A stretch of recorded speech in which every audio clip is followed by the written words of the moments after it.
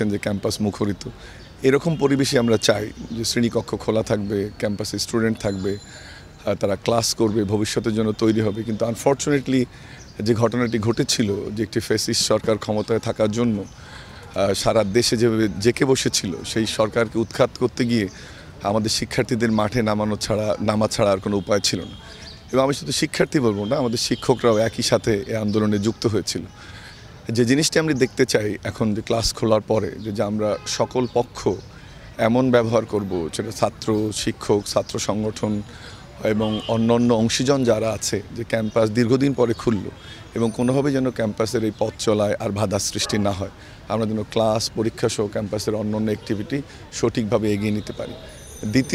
দ্বিতীয় যে জিনিসটি গুরুত্বপূর্ণ সেটি হচ্ছে যে আমাদের ক্যাম্পাসে আর কোনো এরকম ব্যবচ্ছেদ হোক, এটা আমরা চাই না।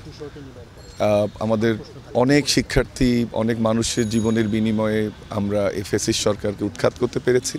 আমরা আর চাই না যে বাংলাদেশে এরকম কোনো ফ্যাসিস্ট সরকার আর জেঁকে বসুক। আমরা সাধারণত দেখি যে সরকার ক্ষমতায় থাকে তার দলের যে ছাত্র সংগঠন তারা চাইলে হল বন্ধ করে দেয়, যাকে খুশি উঠাবে নামাবে, এটা দীর্ঘদিনের একটা সংস্কৃতি।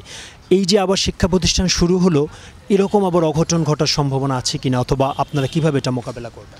না, প্রথমত যেটা হচ্ছে যে এই আন্দোলনে অন্যতম একটি দিক ছিল যে শুধু বৈষম্য বিরোধী ছাত্র আন্দোলনের যে কোটা বিরোধী অ্যাক্টিভিটি, সেটাতেই শিক্ষার্থীরা যুক্ত হয়েছিল বলে আমি মনে করি না।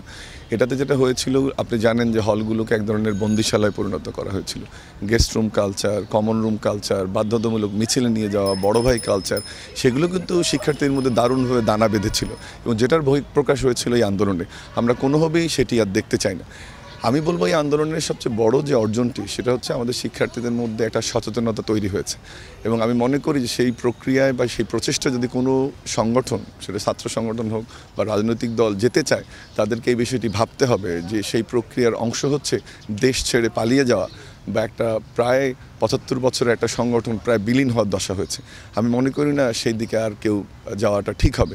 রাজনৈতিক প্রক্রিয়া যখন থেমে গেছে, দীর্ঘদিন ধরে চর্চা হচ্ছিল, ভুল হোক শুদ্ধ হোক, চেষ্টা হচ্ছিল একটা ফ্যাসিজমকে থামানোর জন্য, গণতান্ত্রিক প্রক্রিয়াটাকে খুব স্বাভাবিকভাবেই, একটু ভঙ্গুর হলেও স্বাভাবিকভাবে চলার পথ আমরা খোঁজার চেষ্টা করেছিলাম। আমরা ব্যর্থ হয়েছি।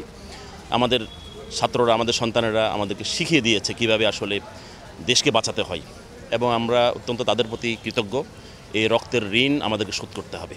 ১১২ দিন বা আরও যে ক্ষতিটুকু হয়েছে, সেই ক্ষতিটুকু, প্রথম এই বিষয়ে আমি একটু বলি, যে ক্ষতিটুকু পুষিয়ে নেওয়ার সর্বোচ্চ চেষ্টা প্রশাসন থেকে চেষ্টা করা হয়েছে। এখন ধীরে ধীরে এটা স্বাভাবিক হবে বিশ্ববিদ্যালয় পর্যায়ে, এবং আজকে আপনারা দেখছেন যে কি প্রাণবন্ত একটি পরিবেশ।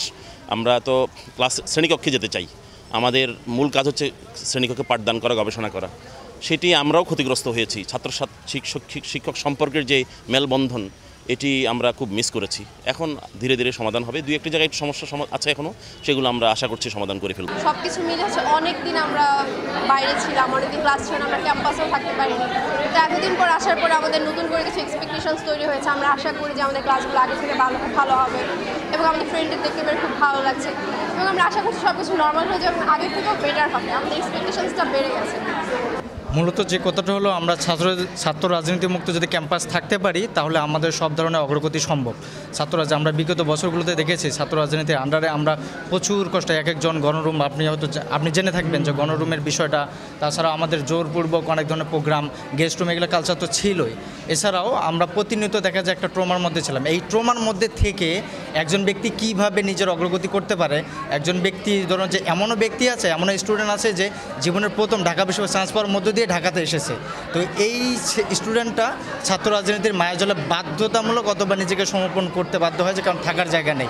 যদি আমাদের এই ফ্লোটা অব্যাহত থাকতে পারে, ওভারঅল ডেভেলপমেন্ট সম্ভব। আমাদের স্টুডেন্ট ডেভেলপমেন্ট হবে, এছাড়াও দেখা যাবে আমাদের ডেভেলপমেন্ট মানে রাষ্ট্রের ডেভেলপমেন্ট। আমরা চাই না যে দেশে এইরকম অরাজকতা আবার ফিরে আসুক। যা হয়েছে এটা আসলে আমরা চাচ্ছিলাম না কিছু হোক, কিন্তু এত কিছুর পরেও যখন আবার ভার্সিটি খুলে দিয়েছে, আমরা এখন আশা রাখি যে সামনে আমাদের শিক্ষা কার্যক্রমটা সামনের দিকে এগিয়ে যাবে। আমরা আবার আগের মতো হচ্ছে কোপ আপ করতে পারবো। এই তো এখন আমি খুশি যে এই পরিস্থিতি গিয়েছে, ওটা তো আর চেঞ্জ করা যাবে না। আমরা চাই সামনে যেন আর এরকম পরিস্থিতি না তৈরি হয়। এর জন্য এখন যারা আছেন সরকারি উপদেষ্টারা, আমরা যারা সাধারণ শিক্ষার্থীরা আছি, আমরা সবাই মিলে যাতে দেশটাকে ভালোবেসে সামনের দিকে এগিয়ে নিতে পারি, এইভাবে আমাদের বদ্ধপরিকর থাকতে হবে। নিজ নিজ জায়গা থেকে কিভাবে দেশটাকে ভালো রাখা যায়, নিজেরা ভালো থাকা যায়, সেভাবে কাজ করতে হবে। 112 দিন পর আমরা ক্লাসরুমে ফিরেছি। আমাদের ঢাকা বিশ্ববিদ্যালয়ের প্রাণী কিন্তু শিক্ষার্থীরা ক্লাসরুমে ফিরে আমরা খুবই আনন্দিত বোধ করছি। কিন্তু বর্তমানে আমাদের ক্যাম্পাসে যে এফএসসি হলে যে একটা ন্যাক্কারজনক ঘটনা ঘটে গেছিলো, এরকম মব জাস্টিসের জন্য ক্যাম্পাসে আর কোনো না হয়, ক্যাম্পাসের জন্য ছাত্র রাজনীতিমুক্ত ক্যাম্পাস চাই, এরকম নিরাপদ ক্যাম্পাসই আমাদের প্রত্যাশা।